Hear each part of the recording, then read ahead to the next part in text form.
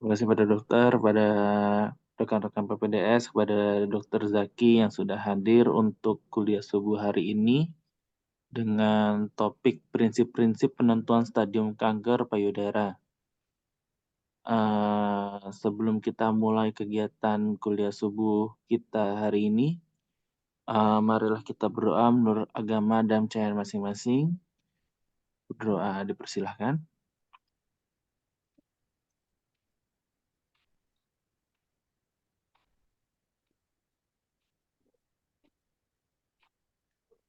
Berdoa selesai, kepada Dokter Zaki, spesialis bedah subspesialis onko, dipersilakan Bang. Ya, terima kasih Dr. Tommy. Assalamualaikum warahmatullahi wabarakatuh. Mungkin pada kuliah subuh hari ini saya mau bawa tentang prinsip-prinsip penentuan stadium kanker payudara, di mana memang dari kasus bedah onkologi kanker payudara ini memang paling banyak ya. Jadi dasar-dasar dalam kita menentukan stadium itu harus tepat karena kan uh, akan menentukan ketepatan registrasi kanker kita di Indonesia gitu. Oke, slide.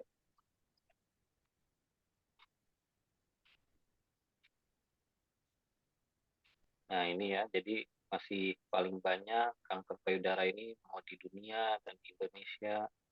Kasusnya itu di dunia itu sekitar 11,7 kasus baru.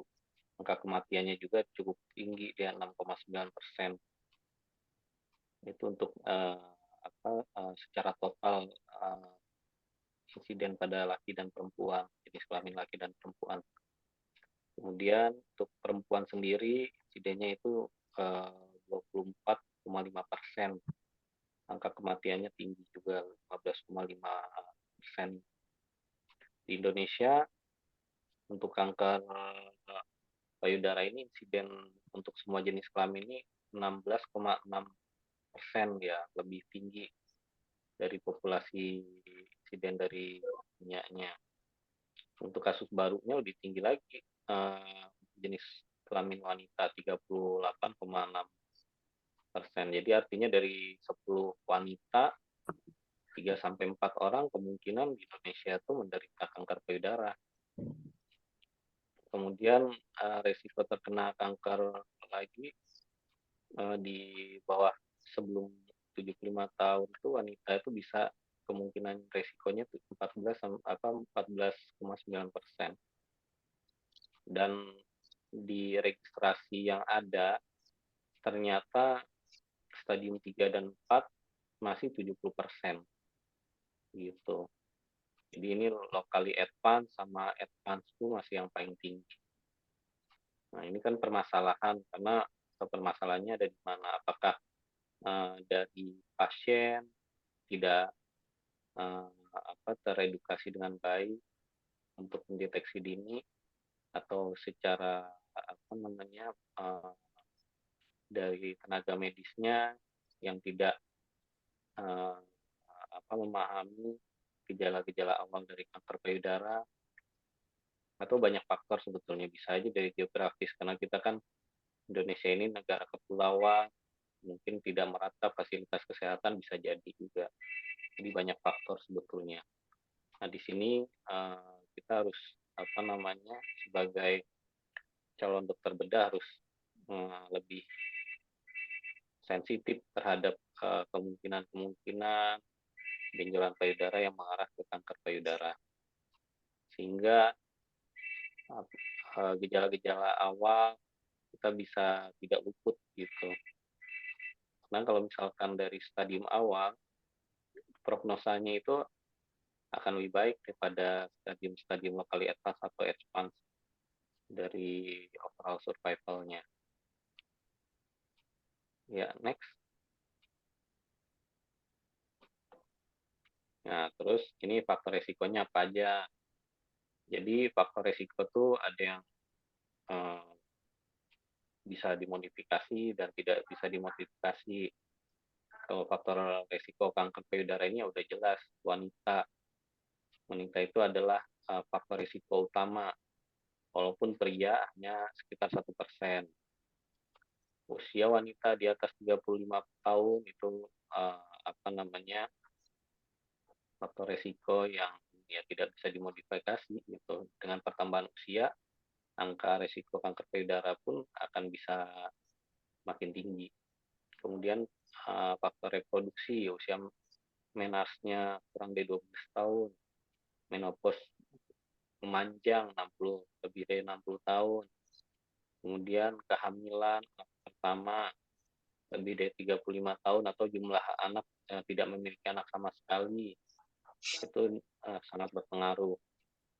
Kemudian lama menyusuinya. Nah, lama menyusui ini ternyata di jurnal-jurnal tuh yang proteksi payudara itu ketika menyusui sampai usia 24 bulan bayinya gitu. Walaupun memang saat 6 bulan tuh sudah lewat ASI eksklusif, tapi sebaiknya tetap dilanjutkan sampai 24 bulan.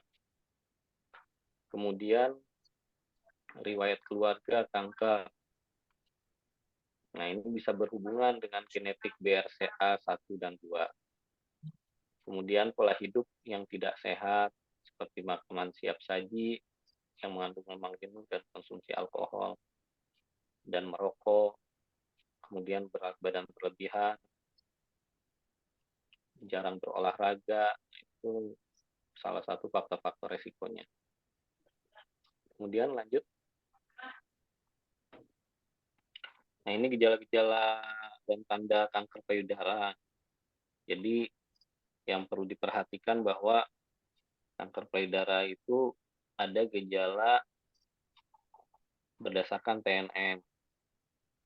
Primernya T, N-nya regionalnya, dan M-nya metastasisnya.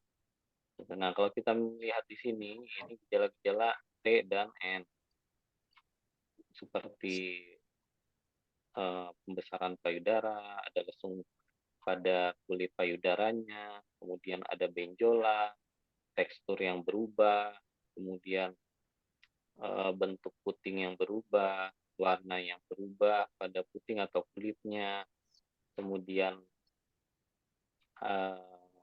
ada keluar darah pada puting, kemudian jangan lupa benjolan di ketiak atau di atas atau bawah tulang klavikula. Itu harus perlu kita perhatikan. Slide.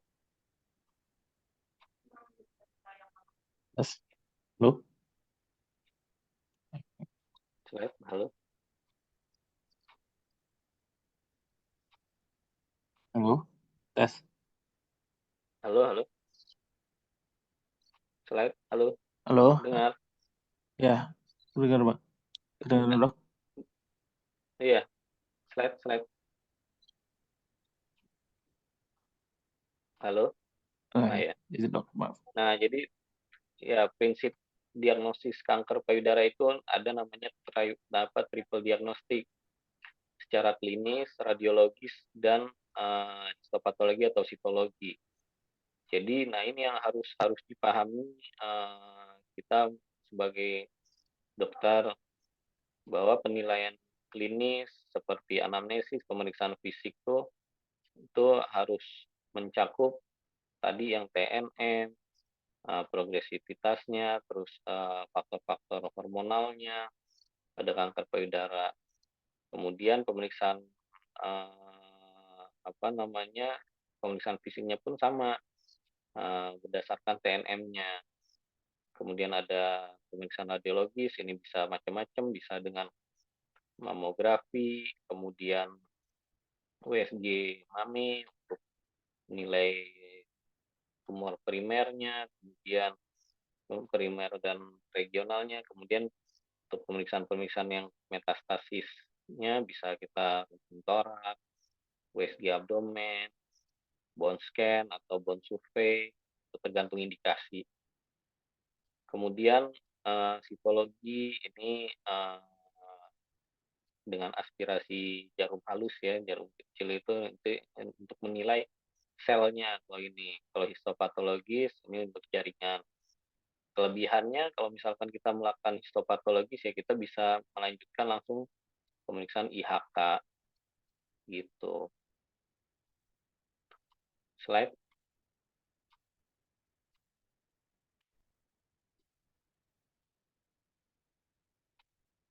Nah, ini tadi alat penunjangnya ada mamografi dan USG, ini tergantung dari indikasinya ya. Kalau misalkan usia di atas 40, 45, kita biasanya menggunakan mamografi. Kalau USG sih untuk segala usia bisa dia. Nah, karena apa? Karena payudara itu pada usia di bawah 40-45 ini dia densitas payudaranya masih padat. Jadi bisa terjadi false positif gitu. Slide. Nah, ini tata laksana secara umum. Tadi ada pembedahan, terapi radiasi, kemudian kemoterapi, target terapi, hormonal, kemudian imunoterapi. Semua tujuannya ya untuk memusnahkan, membatasi perkembangan kanker. Semua ini berdasarkan stadium nanti penilaiannya dan berdasarkan dari histopatologinya dan IHK. Slide.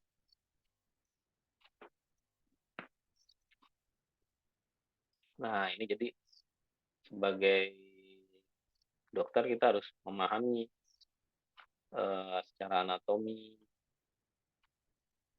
payudaranya dan regionalnya gitu. Jadi ini gambaran payudara di mana terdapat kulit, kemudian subkutisnya, kemudian ada lobus-lobus dari glandula mamenya, ada duktusnya, kemudian ada ligamentum suspensorium Cooper gitu, dia yang mempertahankan tekstur dari payudara. Nah, kemudian setelah itu kita lihat ini ada harus belajar juga anatomi, ada regionalnya. Regional ada level 1 di bagian lateral musculus pectoralis minor, kemudian level 2 di posteriornya, kemudian level 3 pada medial musculus pectoralis minor. Nah, ini harus sebagai calon dokter bedah kita harus paham supaya dalam penentuan stadium atau menentukan TNM itu nanti kita berdasarkan anatominya gitu. Lab. Nah, ini apa sih yang bisa kita lakukan tadi? Yang pertama ya edukasi ke pasien, bisa secara berkala sebulan sekali melakukan sadari. Kalau kita sebagai klinisi ya kita melakukan nanti namanya clinical breast examination desa Danis. Slide. Nah, ini edukasi apa yang perlu pada pasien bila kita anjurkan melakukan pemeriksaan payudaranya sendiri. Jadi pada pasien dianjurkan 5 sampai 7 hari atau 7 sampai 10 hari setelah hari menstruasinya. Jadi nanti harus di hari yang sama gitu agar tidak tidak merancukan dari pemeriksaan-pemeriksaan sebelumnya. Kalau pasien menopause yang sudah menopause bagaimana? Ya pilih aja tanggal, misalkan tanggal 2 periksa, suruh pasien melakukan pemeriksaan sadari itu setiap tanggal 2. Sama untuk pasien yang yang sedang hamil seperti itu, yang paling penting ya setiap bulan sekali untuk pemeriksaan sadarinya. Slide.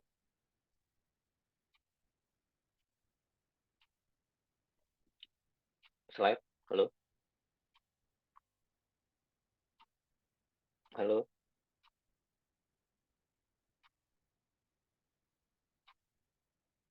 Halo,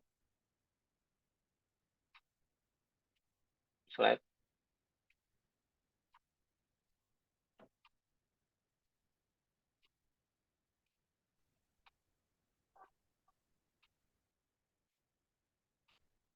Halo, halo. Ini suara saya putus-putus atau gimana ya? Sinyal jelek atau gimana ya? Halo. Ya bang, saya dok. Izin, Iya, izin dok. bentar. Sinyal sinyal saya yang putus-putus atau gimana nih? Apa nge-lag ya? Apa? Izin, izin dok.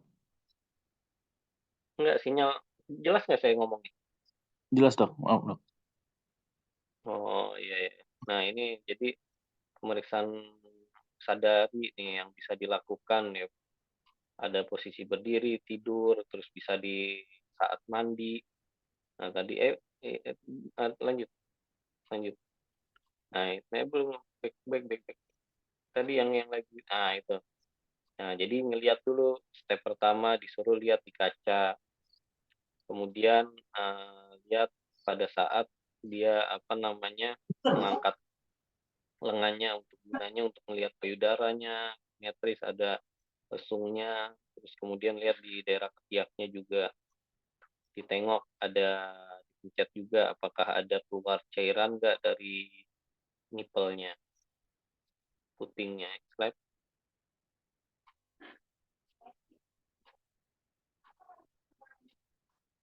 Halo, slide. Nah, ini sama nih. Terus apa?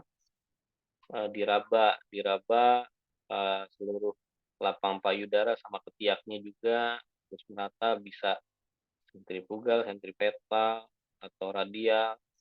Pokoknya yang paling penting semuanya teraba. Jangan lupa ketiaknya juga. Slide.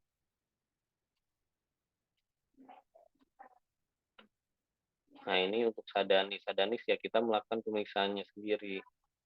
Bisa posisinya di samping eh, posisi lengan di samping tubuhnya, kemudian terkecap pinggang, kemudian mengangkat eh, lengannya.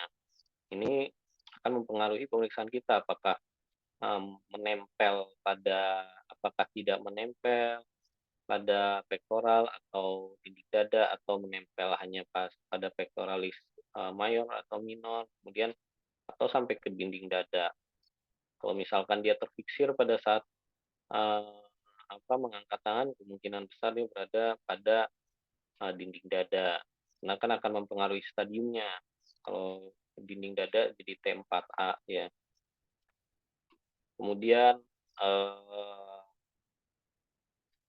menilai juga simetris dari tumor, simetris dari payudaranya, kemudian apakah ada tumor primernya ukurannya seberapa besar, kemudian perubahan warna kulit, kemungkinan ada metastasis atau enggak pada KGB dan supra atau infraklavikular. Lanjut. Ini teknik palpasi ya, tadi udah dijelaskan. Yuk lanjut. Ini sama palpasi payudara, ada tumor, tak tumornya di mana, kuadran berapa, kuadran yang mana, kemudian jaraknya dari puting berapa jauh, berapa banyak tumornya, ukuran tumornya, konsistensinya, permukaan, batas, mobilitasnya, ada nyeri atau enggak, kemudian KGB, ada pembesaran KGB aksila, infra, atau supraklavikula. Ini kayak digambar lah. Slide.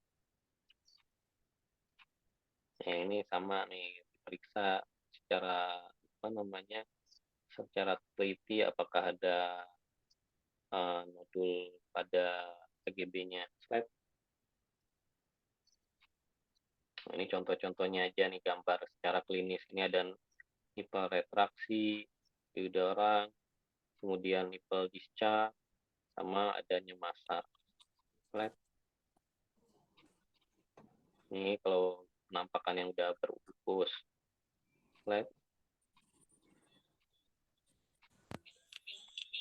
Nah, kalau secara USG, nah ini bisa dinilai nih, biasanya pada wanita, bisa juga pada wanita yang usia muda, usia tua pun bisa. Jadi menilai payudara dan evaluasi KGB regionalnya. Tanda-tanda malignansi ya bentuk irreguler, kemudian batas tidak tegas, diameter vertikalnya lebih taller than wider, kemudian echo internal heterogeneity, vaskularisasi meningkat dengan menggunakan Doppler slide. Nah, kalau mamografi ini juga bisa untuk screening, diagnostik, sama follow up gitu. Jadi banyak kegunaan mamografi. Sama biasanya dikerjakan pada usia 40 tahun sebagai baseline untuk resiko-resiko wanita yang misalnya bawa belakang back dulu. Nah, untuk wanita yang punya faktor resiko yang mungkin keluarganya dari riwayat kanker payudara bisa lebih cepat gitu di bawah 40 tahun. Yang penting kita tengok juga kira-kira densitas dari payudaranya bagaimana, padat atau tidak. Kemudian dilakukan 7 sampai 10 hari setelah haid.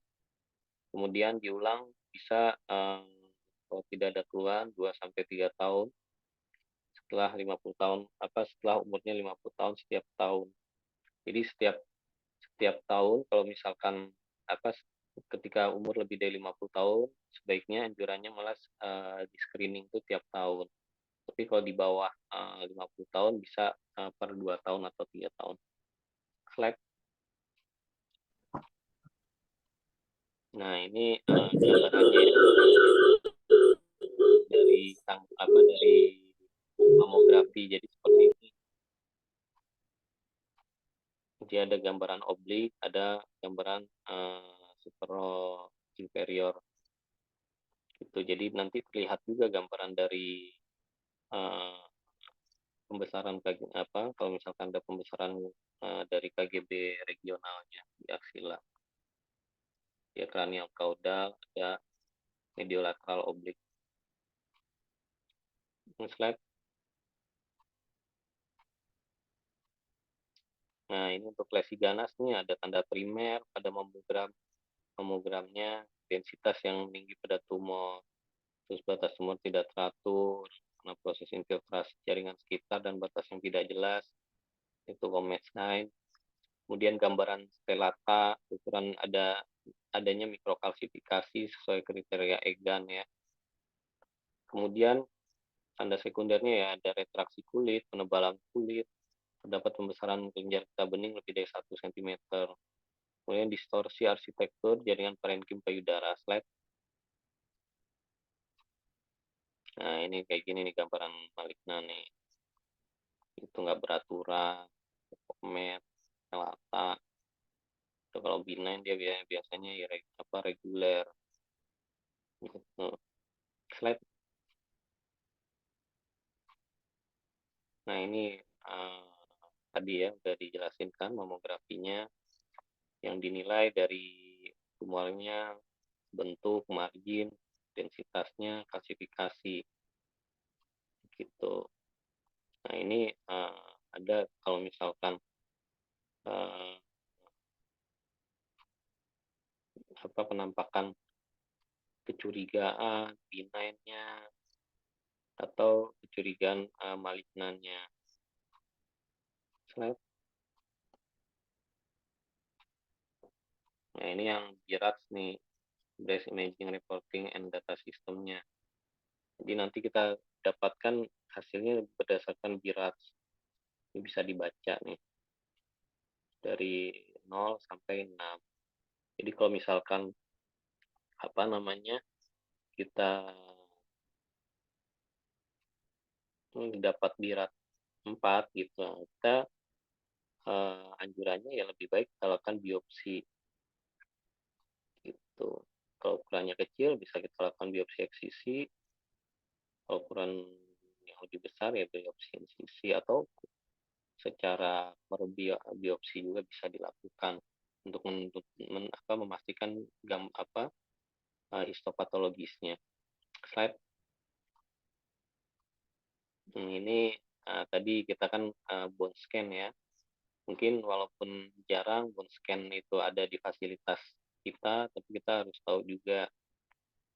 Jadi bone scan ini biasanya kalau dari eh, protokol-protokol di luar negeri itu biasanya rutin dilakukan, apalagi kalau misalkan ukuran tumor tuh lebih dari ada yang mengatakan 3 atau 5 cm gitu.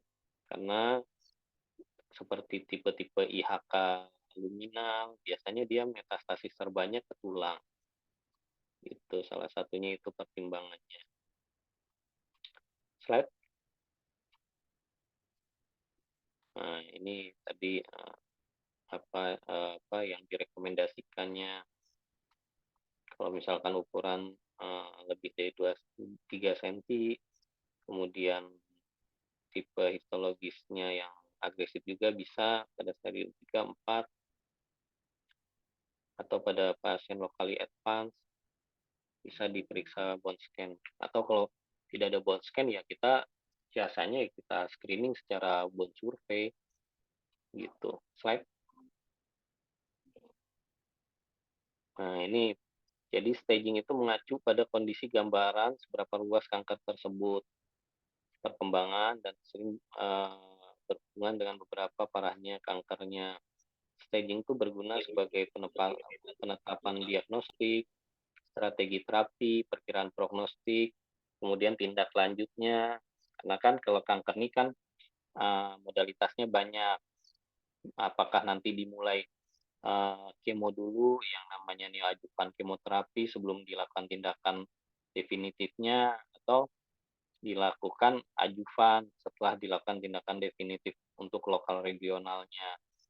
Nah, jadi itulah gunanya staging. Kemudian membandingkan hasil dari pengobatan yang yang pengobatannya gitu. Kemudian pengumpulan dari epidemiologi pada registrasi kanker, penilaian beban dan mutu layanan kesehatan. Jadi kan kalau misalkan kita melakukan neoadjuvan ini kan nanti kan kita menilai TNM-nya apakah downsizing atau tidak, itu mengecil atau enggak gitu. Karena stadium itu dinilai pada saat pasien datang ke klinisi itu diagnostik awalnya. Misalkan pasien datang pada stadium 3, 3A atau 3B atau 3C. Nah, itu dari awal tuh seperti itu. Nanti kalau misalkan kita udah tata laksana, kita operasi atau dilakukan neoadjuvan, operasi, nanti suatu saat residip jadi metastasis, misalkan metastasis paru, hepar. Nah, itu tetap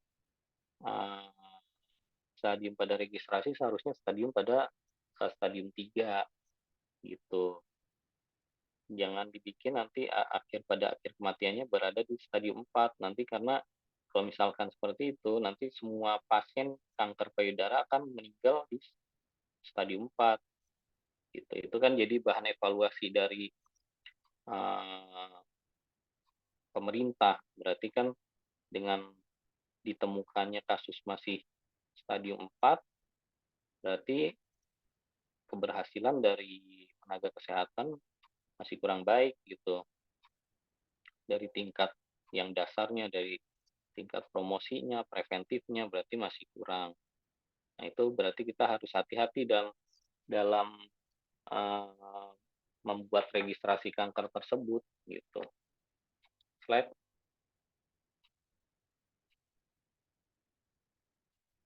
Nah, ini jadi stadium kanker tuh yang TNM tuh ada berdasarkan klinis, bisa pemeriksaan fisik, pencitraan, kemudian berdasarkan patologis gitu.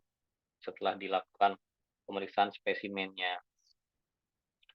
Kemudian kita masih menggunakan TNE dan yang paling baru ini AJCC tahun 2018 edisi 8. Slide. Nah, ini klasifikasi TNM ya. Ada stadium in situ, stadium 0, kemudian early, stadium 1-2, lokal lanjut, stadium 3, kemudian ada stadium lanjut, stadium 4.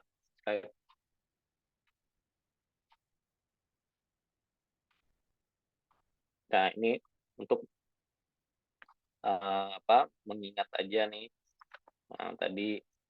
Jadi stadium-stadium ini berdasarkan hasil apa TNM-nya gitu. Nanti ini bisa dibaca, dipelajari. Yang paling penting kalau misalkan sudah lokali apa, itu modalitas kita pada kanker payudara ini sebaiknya kita lakukan downsizing dengan mengajukan kemoterapi. Tapi dengan berkembangnya ilmu pengetahuan di bidang kedokteran, pada pasien-pasien yang early pun kita bisa lakukan neoadjuvan untuk misalkan tujuannya untuk pathological complete response, kemudian untuk tata laksana breast conserving surgery itu yang kita butuhkan. Kalau stadium 4 yang modalitas kita memang modalitas sistemik yang utama gitu. Untuk yang surgery-nya mungkin sebagai paliatif saja. Slide.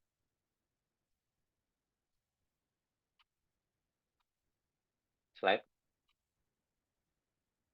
Nah, ini ya. Tadi menentu T ini tumor primer gitu. Nah, slide aja nanti ada ininya. Nah, ini gambarnya ya. Nah, harus perlu tahu nih gambar-gambar ini. Jadi kalau misalkan ada ukuran tumor multiple, itu dinilai cukup yang paling besar aja ukuran tumornya. Kemudian untuk menentukan stadiumnya. Nah, kemudian kita harus tahu dia itu menempel pada apakah tidak menempel pada pektoral atau menempel pada pektoral atau menempel pada dinding dada karena dia akan mempengaruhi dari stadiumnya. Misalnya, iya silakan. Nah, terus seperti itu Ustaz.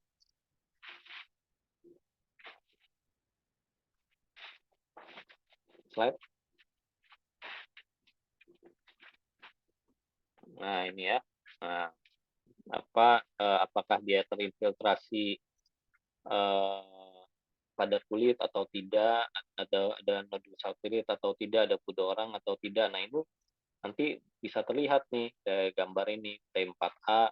Nah, ini kan dia kan dinding dada. Dinding dada ini apa sih yang didefinisikan kita sebagai dinding dada, yaitu musculus intercostalis, costae, dan serratus anterior.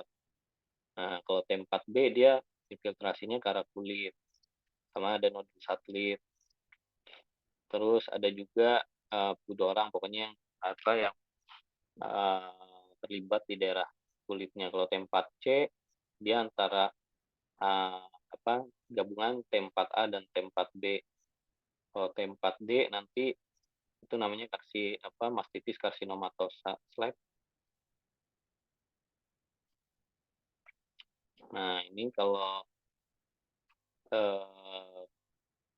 klasifikasi karsinoma in situ. In situ itu dia penulisannya TIS. In situ.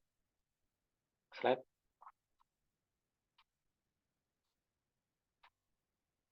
Ini slide aja, slide lanjut. Nah, ini nih ya. Ini bisa dibaca. Jadi kalau misalkan nanti sebagai dokter bedah, sebelum kita melakukan eksisi, ada baiknya kepada payudara ini dilakukan penunjang sebelumnya. Misalkan minimal di USG gitu kan, nanti kan tahu kira-kira ukuran berapa. Nah, jadi kalau misalkan ternyata hasil eksisinya ternyata ganas, kita punya data gitu. Data bahwa ukuran sebelumnya misalkan pada ukurannya diameternya kurang lebih 3 cm, artinya dia masuk T2 gitu. Kalau misalkan kita tidak pernah langsung main operasi aja, nanti sulit kita untuk memasukkan kategori TNM yang pasti gitu. Dan yang paling penting juga saat kita melakukan biopsi jangan diambil sebagian, itu utuh aja. Jadi nanti kan namanya staging TNM ini nanti ada staging secara klinis dan patologis. Nanti dari bagian patologinya dokter PA-nya dia kan menulis nanti biasanya dia T berapa ukuran tumor berdasarkan ukuran tumor yang kita berikan dan mereka periksa gitu. Jadi harus utuh, jangan sebagian-sebagian aja dikasih gitu. Slide. Oke, ini tadi udah dijelasin slide. Nah, ini tadi ada perubahan-perubahan pada AJCC 8 ya. Jadi kayak lobular carcinoma in situ tuh dia udah bukan dimasukkan sebagai intinya udah dihilangkan lah karena dianggap jinak ya, udah sama yang ductal carcinoma in situ. Nanti bisa dibaca aja ini slide. Nah, ini untuk regional nih ada secara klinis atau yang patologis. Nah, yang klinis ini ya yang kita tahu kan kalau misalkan N1 pada level 1 2 tidak terfiksir jumlah 1 atau lebih gitu. Kalau yang N2 tuh biasanya dia udah konglomerasi. N3 tuh nanti udah ada ke infra, supra, terus ada yang pada kamar interna dan pada aksila lateral dari tumornya gitu. Slide.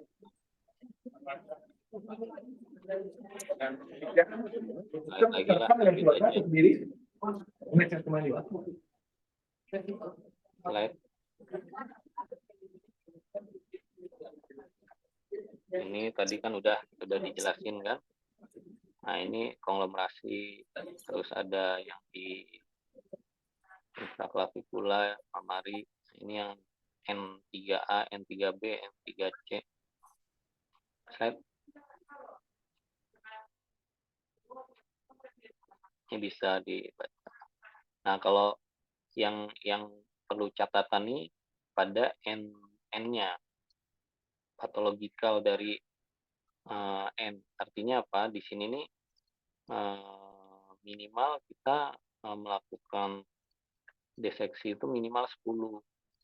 Karena itu akan menentukan stadium pada P di regionalnya gitu. Jadi kalau misalkan ditemukan metastasisnya 10, berarti itu masuk PN3 gitu. Nah, jadi kita ada baiknya kita hitung juga setelah kita melakukan diseksi apakah sudah cukup belum KGB yang kita temukan. Itu slide. Nah, ini tadi slide, lanjut aja. Nah, ini tadi untuk metastasis kan berdasarkan indikasi. Slide. Kalau klinisnya ya berdasarkan tadi ditemukannya dari gejala, kemudian ditemukan secara radiologis. Nah, tapi kalau yang patologis M1 ini ya emang kita lakukan biopsi, misalkan biopsi pada hepat, kita lakukan istilahnya metastasektomi gitu. Nah, terbukti dia suatu metastasis berarti dia patologikal M1. Ya, terima kasih. Mungkin itu dulu. Nanti kita lanjut diskusi aja. Silakan mungkin kalau ada yang mau bertanya. Terima kasih kepada Dr. Zaki atas sharing ilmunya. Kepada rekan-rekan residen atau peserta lainnya, apabila ada yang bertanya dipersilahkan. Ada raise hand dari Dr. Altaf. Silakan Dr. Altaf. Terima kasih moderator. Terima kasih pada Dr. Zaki, Dok. Izin bertanya, Dok. Tadi kalau untuk pada pada clinical staging tadi, Dok, atau staging klinis tadi, ada tempat untuk biopsi, Dok. Nah, pada tumor mame sendiri, Dok, kalau kita punya modalitas core biopsi, Dok, kapan kita lakukan biopsi ini secara core atau kapan lakukan open biopsi, Dok? Lalu, Dok, untuk biopsi sendiri, Dok, itu yang masih jadi pertanyaan juga, Dok. Kapan kita melakukan biopsi ini secara insisi maupun eksisi, Dok? Terima kasih, Dok. Oke, ya. Coba slide-nya di ini aja ke halaman pertama aja di ininya. Jangan terima kasih. Nah, jadi yang pertama ya pertanyaan pertamanya kapan dilakukannya core biopsi gitu. Jadi intinya core biopsi itu bisa dilakukan pada semua stadium gitu. Jadi ada penelitian menilai apakah adanya spillage pada lokasi core biopsi atau biopsi insisi. Nah, kan kalau kita melakukan biopsi insisi, kita harus untuk untuk tindakan definitifnya kita harus melakukan tindakan di mana lokasi insisi kita itu harus mencakupi dari saat kita melakukan tindakan biopsi melakukan tindakan definitifnya harus dibuang gitu. Karena terbukti bahwa lokasi insisi itu bisa terdapat spillage tumor di situ saat kita melakukan biopsi insisi gitu ya. Nah, tapi beda kalau misalkan core biopsi, dia itu ada jurnal mengatakan pada lokasi insisinya dia tidak ditemukan spillage. Jadi artinya lebih yang pertama ya pasti lebih safe, kemudian secara minimal invasif, kemudian hasilnya pun dengan dengan pengalaman dari dokternya, apalagi dengan guiding USG, kalau misalkan ukuran yang kecil ya akan sama-sama tinggi gitu. Jadi tidak membedakan, malah lebih baik dengan core biopsi. Artinya ya mau dia di stadium mau T-nya T1 sampai T4 ya bisa dilakukan dengan core biopsi gitu. Lebih bagus. Nah, terus kalau pertanyaan berikutnya, kapan dilakukan biopsi insisi dan eksisi?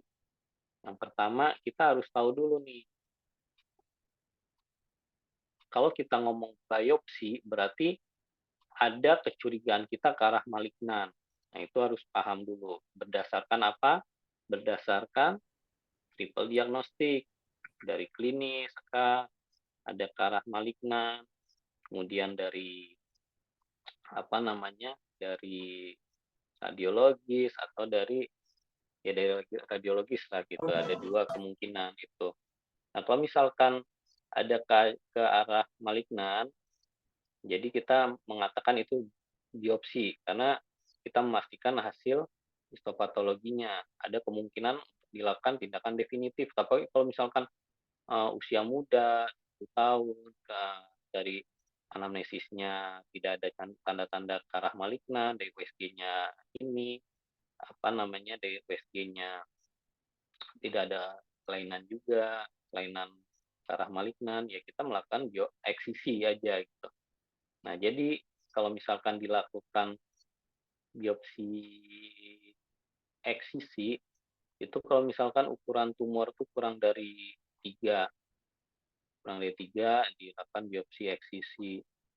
Tapi kalau misalkan udah lebih dari 3 ya dilakukan insisi. Ada beberapa jurnal ada yang mengatakan 2 cm, ada 3 cm ya kurang lebih seperti itu. Gitu. Kalau misalkan tidak ada tanda-tanda malignan ya dieksisi aja.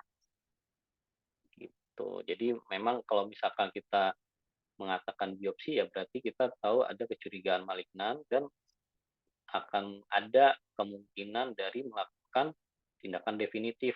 Jadi prosedur yang kita melakukan biopsi ini harus nanti dipersiapkan untuk prosedur berikutnya. Itu misalkan nanti insisinya jangan sembarangan berarti kalau kita melakukan biopsi eksisi ya sesuai ilmu kita bahwa misalkan nih kalau lokasi tumor di sini misalkan insisi definitifnya nanti akan Seward atau Willy Mayer atau apapun itu.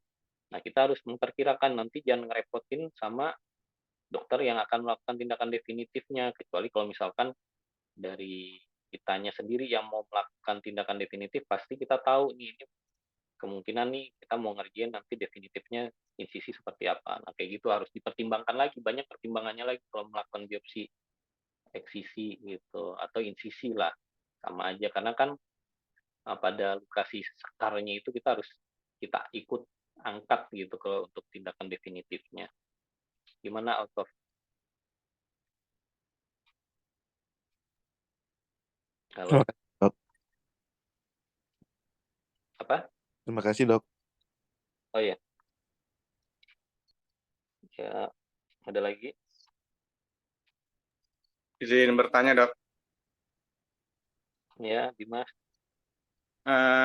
Untuk ini, Dok, kadang di praktek sehari-hari di poli kan kita menemukan pasien itu rujukan dari daerah, terus sudah membawa hasil PA. Nah, gimana caranya? Apakah dengan hasil PA dari daerah saja kita sudah cukup untuk menentukan diagnosisnya, atau kita perlu melakukan review ulang, Dok, di rumah sakit? Kalau kita di tipe A, berarti di tipe A. Kemudian seberapa lama atau berapa lama hasil suatu PA itu bisa dikatakan akurat untuk pada pasien. Misalnya dia sudah biopsi tapi 6 bulan yang lalu terus lost control, nggak ada kontrol lagi, apakah itu masih bisa kita gunakan? Terus untuk pertanyaan berikutnya mungkin ini, Dok, izin bertanya tentang mutasi BRCA1, BRCA2, Dok. Itu sempat baca beberapa buku, cuman masih agak belum mengerti untuk fungsi dan peranannya dalam CA MAME, Dok. Terima kasih, Dok.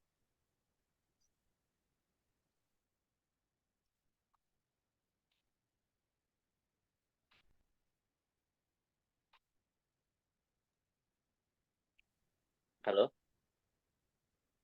Iya, Dok. Halo, halo, halo. halo, Dok. Iya, iya, iya. Apa tadi pertanyaan pertamanya itu apa tadi? Eh, Pertanyaan pertamanya itu, Dok, kalau pasien udah bawa hasil PA dari daerah, oh iya, apakah iya, kita... iya, iya. Oke, oke, oke. Jadi gini, nah makanya nanti kan semua nih insya Allah kan jadi dokter bedah umum dulu kan, atau jadi tindakan atau diagnostik TNM pertama, staging pertama tuh itu itu menentukan kita untuk terapinya, berikutnya ajukannya apa gitu. Kalau misalkan dapat malignansi artinya apa?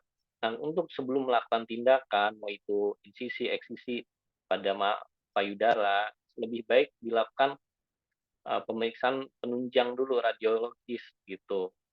Kalau misalkan habis klinis radiologisnya setidaknya ada modalnya gitu. Apalagi kalau misalkan uh, utamanya kalau misalkan udah ada tanda-tanda apa ke arah malignansi. Karena kenapa? Kadang memang ada apa permasalahan ketika kita menerima uh, yang pertama staging awalnya tidak tahu dari rujukan, terus nggak ada data penunjang sebelumnya dilakukan eksisi atau insisi, dan uh, sampel yang diberikan ke bagian PA pun sepotong-sepotong karena katanya nanti nggak cukup hasil apa BPJS atau apa, banyak kendala seperti itu, banyak juga gitu. Tapi yang perlu dipahami ternyata saya berdiskusi dengan bagian patologi anatomi dan diskusi dengan manajemen rumah sakit, ternyata tidak ada hubungannya gitu. Itu BPJS tuh tetap membayarkan kalau misalkan pun kita memberikan sampel full gitu. Artinya apa? Jadi staging itu harus kuat di klinisnya, berdasarkan klinis kita, hasil pemeriksaan kita, dan berdasarkan penunjangnya yang sudah kita kerjakan gitu. Setidaknya nanti kalau misalkan tumornya udah diangkat, misalkan ukuran 3 cm, nah, ternyata kita nggak USG pasiennya, dan kita pun nggak ingat atau nggak nulis T-nya itu kita bikin berapa. Ternyata pas dikasih biopsinya cuma sepotong-sepotong. Mereka tidak bisa menentukan T-nya berapa juga kalau kayak gitu kan, dokter bagian patologi anatomi. Akhirnya kasihan pasiennya gitu. Kita istilahnya diagnostik stagingnya inadequat gitu. Kalau misalkan kita tertib, kita lakukan selain pemeriksaan klinis, kita lakukan penunjangnya secara radiologis, misalkan di USG minimal, kemudian habis itu jaringan PA yang diambil itu full. Nanti dokter yang menerima berikutnya walaupun nggak ditulis rujukannya misalkan TNM-nya, kita bisa memperkirakan dia di T berapa gitu. Tapi kalau misalkan nggak ada, ya nggak ada bukti, berarti udah dieksisi pula. Ya udah, kita bisa tulis TX gitu karena kita nggak ada data-datanya gitu. Nah itu maksudnya di sini pun saya edukasi supaya ini residen-residen ini kan calon dokter bedah, jangan sampai terlewat hal-hal seperti itu. Nah, nanti akan menimbulkan kesulitan untuk pengerjaan terapi berikutnya setelah dilakukan biopsi eksisi. Nah, soal BRCA, jadi BRCA tuh BRCA ini kan dia kan adalah tumor supresor gen. Nah, jadi tumor supresor gen yang berperan membatasi dari mutasi-mutasi selnya. Tapi seiring dengan berjalannya usia, sebenarnya kan kita ini kan setiap harinya sel-sel itu kan ada yang bermutasi sebetulnya. Bisa dari jurnal-jurnal itu bisa ada 100.000 sampai 500.000 sel itu bermutasi. Cuman dia dibatasi sama tumor supresor gennya. Nah, tapi kalau pada mutasi BRCA berarti polismen of genomnya itu terganggu. Ya, polisinya itu yang sebagai membatasi dari mutasi-mutasi itu terganggu. Akhirnya apa? Akhirnya proses proliferasi dari sel, ya, kemudian dari udah tidak bisa diseimbangkan antara proliferasi sama apoptosisnya gitu, sehingga yang menimbulkan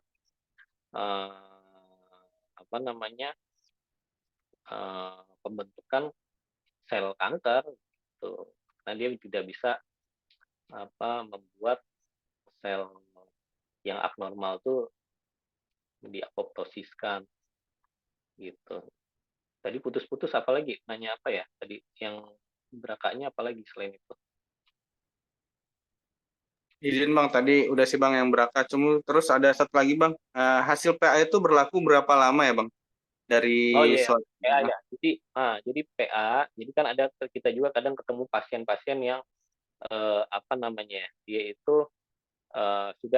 sudah dilakukan biopsi eksisi, kemudian dia hilang gitu ya, hilang misalkan 6 bulan.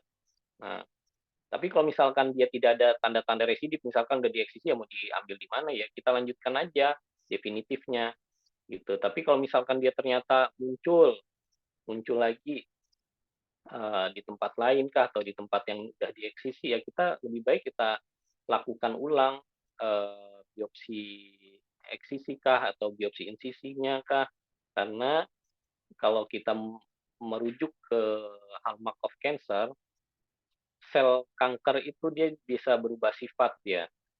Jadi misalkan kalau misalkan di MAME ini kan ada subtipe. Kalau misalkan subtipenya awal-awal luminal, dia bisa bergeser ke yang lebih luminal A, misalkan dia tiba-tiba bisa bergeser jadi luminal B, HER2, atau bisa jadi triple negatif gitu, karena dia namanya sifat tumornya yang seperti itu, sifat kankernya bisa berubah. Lebih baik kita mengambil hasil histopatologi yang terbaru kalau misalkan terjadi kayak gitu. Kita biopsi ulang aja lagi. Gitu kalau seperti itu kasusnya. Baik Dok, makasih Dok. Ya, masih. Ya, ada lagi.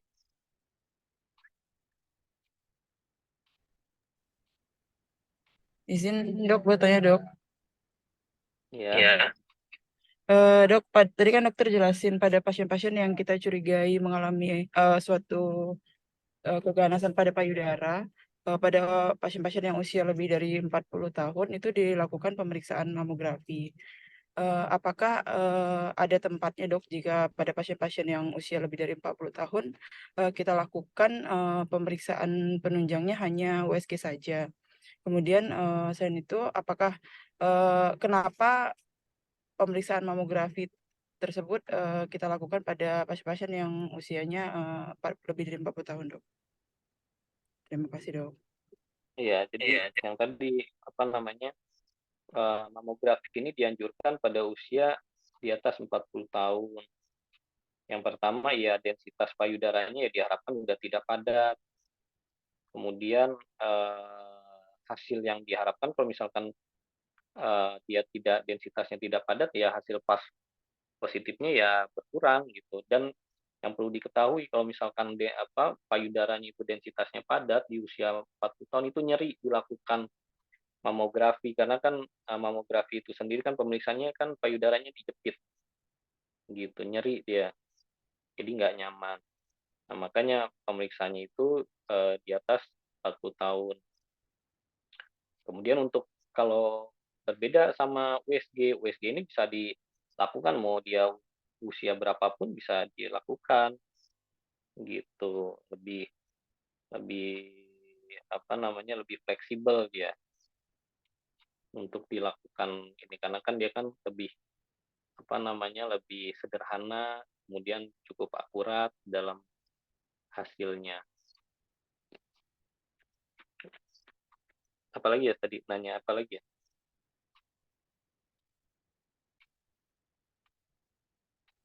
Berarti Halo. pada pasien-pasien yang lebih dari 40 tahun, dok, boleh kita lakukan modalitas hanya USG saja, dok? Boleh. Kalau misalkan kita misalkan nih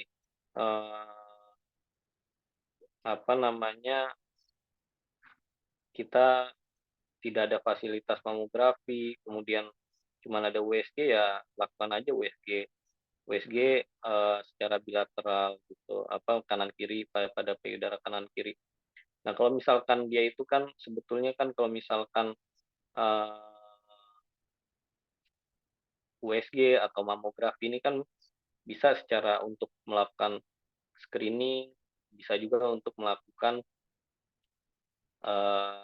secara diagnostik gitu. Jadi udah ada yang belum ada penyakit, ada yang sudah ada keluhan gitu maksudnya. Nah kalau misalkan yang kita screening itu bisa dilakukan USG juga dengan tadi juga mamografi juga bisa. Misalkan di atas 50 tahun kita lakukan rutin anjurannya itu setiap tahunnya dilakukan mamografi kayak gitu. Jadi bisa aja. Tapi kalau mau idealnya, kalau misalkan di atas 40 tahun ya kita lakukan ada fasilitasnya kita lakukan mamografi. Kalau di bawahnya melakukan USG seperti itu. Itu idealnya kalau kita berbicara idealnya. Kalau misalkan ada fasilitas. Gimana? Baik, dok. Terima kasih, dok. Ada lagi? Izin bertanya, Dok. Ya. Izin, Dok, nanti jika kita sudah berpraktik sebagai bidang ini, Dok, kita menemukan pasien itu dengan ukuran tumor itu cukup besar, kira-kira lebih dari ukuran kepala orang dewasa. Tapi kita dari secara klinis itu kita curiganya tumor ini adalah suatu tumor jinak. Apakah nanti di daerah dokter bedah umum boleh untuk melakukan tindakan atau operable apa modal yang akan kita butuhkan terlebih dahulu untuk melakukan tetap pasien.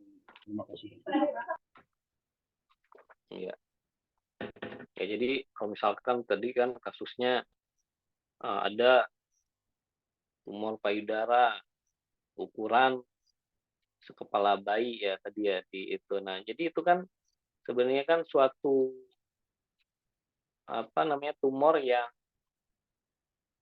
sifatnya itu sudah bisa kita anggap kita curigai suatu malignan gitu karena kan pertumbuhannya besar cepat gitu kan.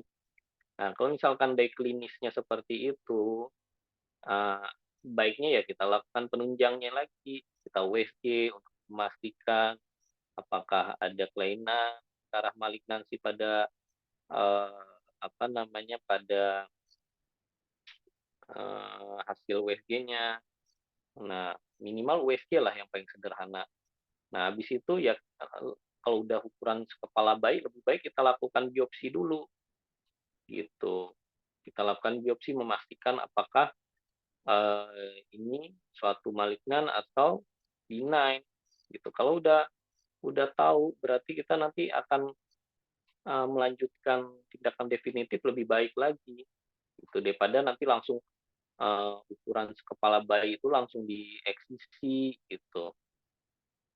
Yang pertama jadi morbiditas, yang kedua nanti kalau tanpa data apapun nanti hasilnya tadi stagingnya nanti hilang, nggak tahu.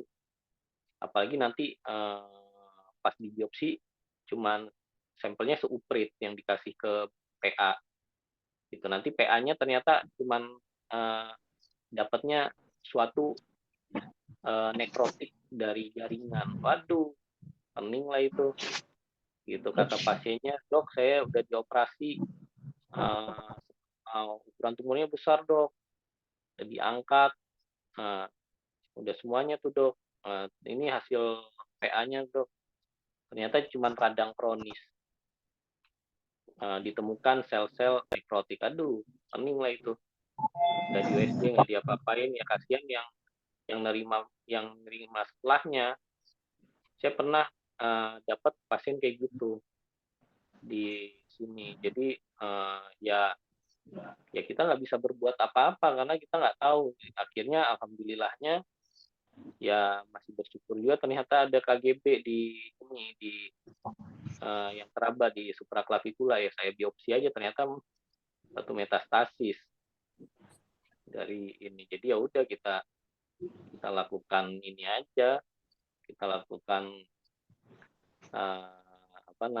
staging ulang, kemudian kita evaluasi tangannya, kemudian kita lakukan kemoterapi dulu. Karena ternyata dari KGB-nya udah N2. Gitu. N1 apa N2 kemarin tuh. Kayak gitu. Jadi harus teliti dulu kalau udah ukuran tumornya udah giant. Nah, tadi kan kita kan ukuran tumor di atas 3 cm aja kalau protokol di di luar negeri aja udah disuruh bone scan kan gitu. Jadi artinya apa sifat tumor yang besar tuh itu udah rata-rata bukan ke arah jinak gitu. Bisa jadi itu udah suatu tanda malignan. Itu hati-hati, lebih baik secara klinis kita lebih teliti, secara penunjang pun kita harus lebih teliti lagi kalau ukuran-ukuran gitu. Jadi jangan langsung babat aja mal. Gitu. Pastikan lu histopatologisnya bikinan, silakan lah dilakukan tindakan definitifnya. Gitu. Gimana mal?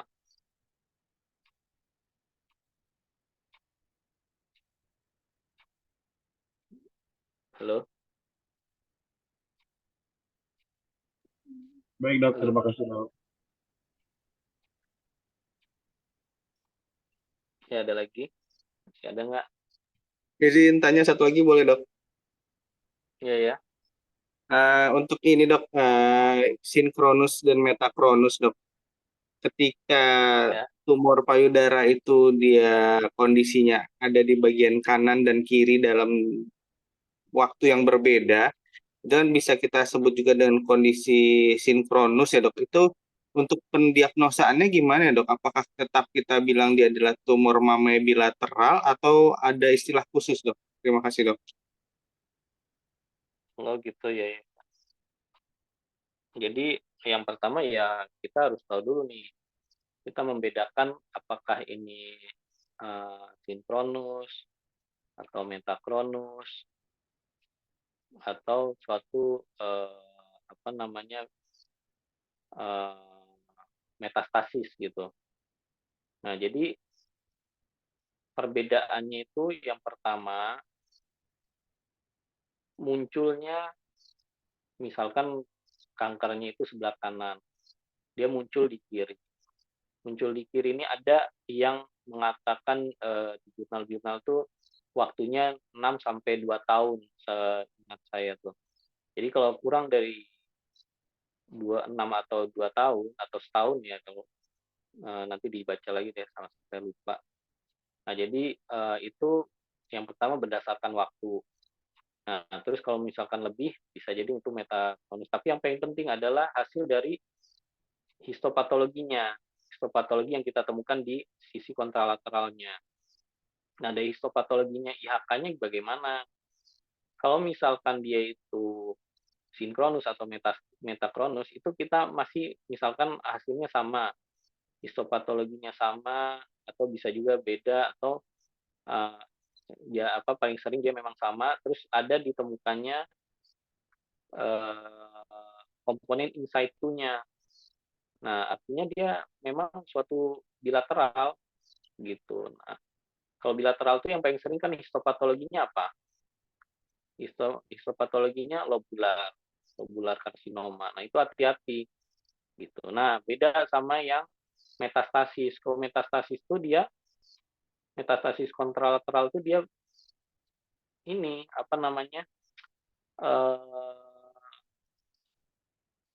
histopatologinya sama, IHK-nya sama, dan dia tidak ditemukan komponen in situ gitu. Jadi intinya yang membedakan tuh yang pertama komponen in situ-nya dulu gitu. Kalau misalkan nggak ketemu berarti kemungkinan dia metastasis. Ya tulisnya kalau metastasis ya di M gitu. Tapi kalau dia itu ada komponen in situ itu bilateral. Kalau bilateral ya tumor mame bilateral. Misalkan T-nya berapa? T-nya itu yang ukuran paling besar.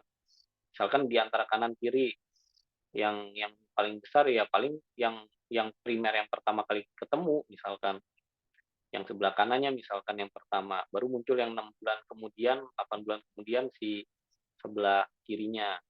Nah, itu yang paling besar ya hampir pasti ya sebelah kanan dulu berdasarkan T yang paling besar gitu. Tapi kalau metastasis ya dimasukkan ke M gitu dan tata laksananya pun beda gitu. Kalau metastasis nanti misalkan yang ya tata laksana metastasis gitu beda sama ini. Mungkin pas saat dilakukan tindakan operatifnya yang sudah metastasisnya cukup disimpel mastektomi aja gitu. Gimana Dimas? Baik dok, terima kasih sudah jelas dok. Nanti coba dibaca lagi dok masalah sinkronus metakronus. Ya tadi saya lupa ada itu di buku tata laksana kanker payudara dokter Sonar tuh. Nah, siap dok. Waktunya saya lupa apa 6 bulan apa 6 bulan setahun atau 2 tahun pokoknya kayak gitu. Cuma yang paling penting tuh ada komponen in situ-nya aja. Baik dok, terima kasih dok. Ada lagi yang mau nanya? Izin bertanya dok. Iya. Dok, izin dok untuk ini ya dok, untuk memperjelas saya kembali dokter tadi masih belum ngerti dok. Kalau seandainya pasien itu lost control dok, sudah lama tidak kontrol, kemudian masuk lagi ke poli untuk kontrol dok, lalu kita melakukan staging ulang dokter. Itu tahapan Ya. staging ulangnya bagaimana ya dok? Terima Ya kasih dok. tadi jadi staging itu kan kita ulang lagi. Kita staging secara klinis lagi. Kemudian kita lakukan staging secara penunjang. Semua itu berdasarkan TNM. Gitu. Kalau misalkan nanti ada kecurigaan, misalkan dia muncul lagi, udah dilakukan mastektomi, tapi dia nggak datang-datang lagi, ternyata dia maju lagi, kambuh lagi di lokal atau ada benjolan lagi di kontralalnya, ya kita kasih penunjangnya. Kita kalau usianya kurang dari 40, kita bisa lakukan USG. Kita juga kalau di atas 40 ya sama aja, kita lakukan mamografi. Nah, terus kalau misalkan itu untuk staging udah lokal regional yang kita staging, ya sistemiknya kita pastikan aman. Kita ronsen, kita USG gitu. Kalau misalkan nanti ada keluhan, aduh dok, pinggul saya sakit, nah kita ronsen lagi, atau tulang belakang punggung kok sakit, ya kita ronsen gitu. Tapi kalau katanya sakit semua, ya udah kita bone survey aja gitu. Tapi sistemik itu ya tergantung indikasi, tapi terutama yang staging untuk paru, ronsen torak, dan USG abdomen itu rutin dilakukan gitu. Gimana? Baik dok, terima kasih dok. Ya.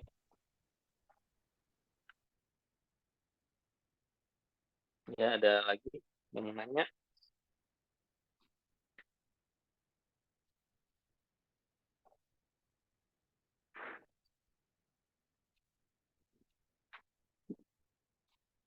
Tom, tutup aja slide-nya, Tom. Biar kelihatan ini. Ada lagi nggak yang mau bertanya, yang masih mau nanya?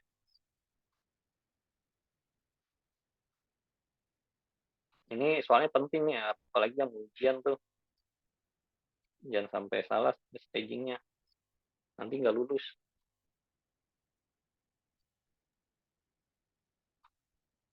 Ada lagi?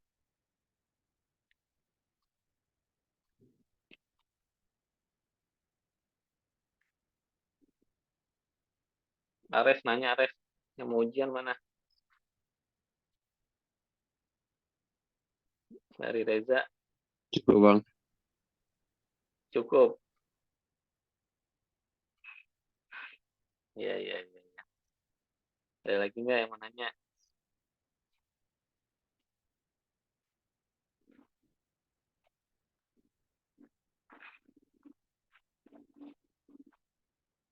Kalau nggak ada nanya.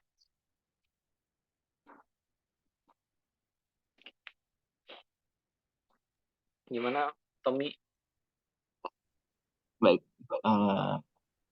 terima kasih kepada Dr. Zaki atas presentasinya, dan terima kasih juga atas rekan-rekan PPDS dan Dr. Rizky Ramadhan dan konsulen lain yang sudah hadir di kuliah subuh hari ini.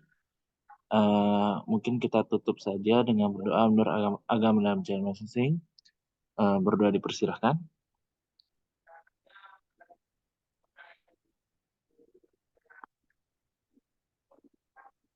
Berdoa selesai. Semoga kuliah subuh hari ini dapat bermanfaat bagi kita semua dan menjadi amal jariah bagi Dr. Zaki.